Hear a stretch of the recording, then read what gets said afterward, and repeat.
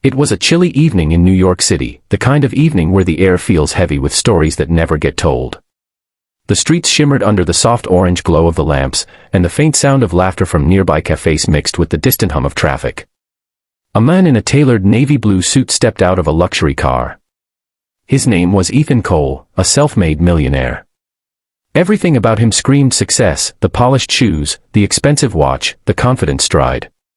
But behind that calm, powerful exterior, was a man who hadn't smiled from his heart in years.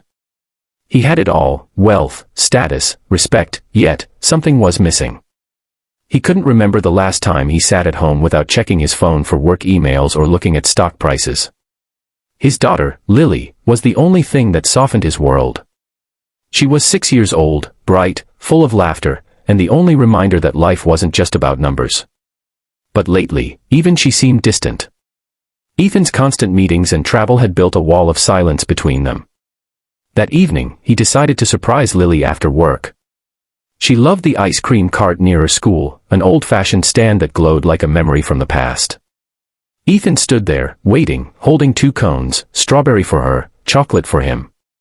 He felt nervous, strangely, as if meeting his daughter for the first time again. When she ran toward him, her tiny arms wide open, his world paused. For a brief second, Ethan wasn't a millionaire, he was just a father. He bent down, hugged her tightly, and whispered, "Daddy missed you." And then, life decided to intervene. Just a few steps away, a little girl, maybe 7 or 8, stood by the curb. Her clothes were old, her shoes mismatched, and her small face carried the kind of sadness that doesn't belong to a child. She was watching them, not with jealousy, but with something deeper: longing. Her name was Emma, though Ethan didn't know that yet. Emma's mother had passed away a year ago, and her father had left soon after. She lived with her grandmother in a rundown apartment nearby. They barely had enough to eat, but her grandmother always told her, "Love is more valuable than gold." Emma believed that, until life showed her how cold it could be. That night, Emma had come to the street corner to sell small handmade bracelets, a few colored threads tied with hope. As Ethan hugged Lily, Emma felt something stir inside her, a memory of the hugs her mother used to give. The ones that made her feel safe, even when the world was falling apart. Ethan noticed her standing there. Out of habit, or guilt, he reached into his pocket, pulled out a $100 bill, and walked toward her. "Here," he said softly, "take this." Emma looked up at him, her big, tired eyes glistening in the lamplight. She didn't take the money. Instead, she shook her head slowly and whispered, "I don't need money, sir. I just need a hug like your daughter." The world froze. For a moment, Ethan couldn't speak. He just stared at her, this fragile little soul who had nothing, yet wanted something so pure. Around them, cars honked, people hurried by, life went on, but for Ethan, time had stopped. He knelt down beside her, just as he had with his daughter minutes ago. He looked into her eyes, and what he saw broke him: innocence wrapped in pain, hope fighting against hunger. Without a word, he opened his arms. The girl hesitated for a moment, then stepped forward and hugged him. It was a simple, quiet embrace, but it carried 1,000 unspoken emotions. She trembled, and so did he. For the first time in years, Ethan felt his heart ache, not from loss, not from regret, but from awakening. When Emma finally stepped back, she smiled faintly. "Thank you," she whispered. "My mom used to hug me like that." Ethan swallowed hard.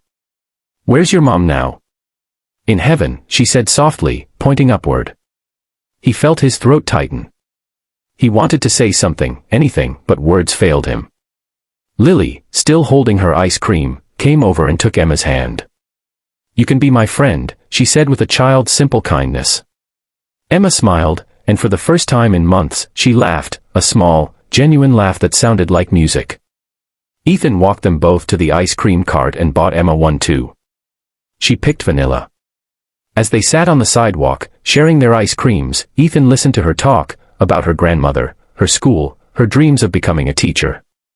He realized how easily the world forgets the Emmas, the children who don't ask for toys, or gadgets, or money.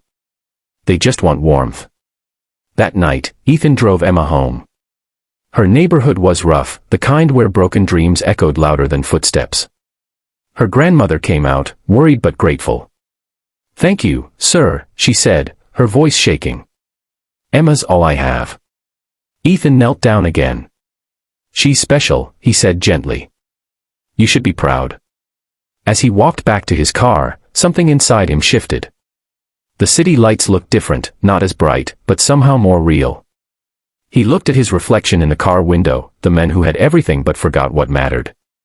The next morning, Ethan made a decision that would change everything. He called his assistant and said, "Cancel all my meetings today." "Sir, you have 3 major clients."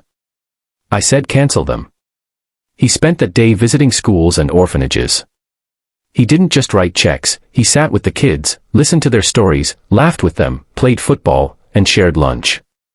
It wasn't charity, it was healing. For them, and for him. Weeks passed. Ethan kept visiting Emma and her grandmother. Sometimes he brought books, sometimes just time. He even enrolled Emma in a better school, anonymously. But he didn't want to be her savior, he wanted to be her friend. One evening, months later, Emma ran toward him, waving a piece of paper. "Look, Mr. Ethan. I got first place in my class." He lifted her in his arms, smiling wider than he had in years. "I knew you would," he said. And in that moment, Lily came running too, hugging them both. It was a picture that no amount of wealth could ever buy, 3 hearts bound by kindness. That night, Ethan sat by his window, thinking about the strange twist of fate. How a little girl, who had nothing, had given him everything, perspective, peace, and purpose. He wrote a note in his journal. The richest person isn't the one with the most money. It's the one who gives love freely. He closed the book, smiled, and looked out at the city that once only reminded him of business, now it reminded him of Emma, of hope, of second chances. From that day on, Ethan started a foundation, Emma's Embrace, dedicated to helping underprivileged children find homes, love, and education. Not just with money, but with compassion. Every year, he'd tell the story of the little girl who refused his money and asked for a hug instead. And every time he told it, people cried, not because it was sad, but because it was real. Years later, Emma grew up and became a teacher, just as she dreamed. Ethan attended her graduation. When she saw him, she ran and hugged him again, the same hug that once changed both their lives. And in that embrace, Ethan realized something profound. Love doesn't cost anything, but it can make someone feel like they have everything. Sometimes, we chase wealth, thinking it will fill the emptiness inside us. But the truth is, one act of kindness, one genuine hug, one shared smile, can be worth more than all the riches in the world. If this story touched your heart, don't forget to like, share, and subscribe to our channel. Because somewhere out there, another Emma is waiting for someone like you, not to give money, but to give love.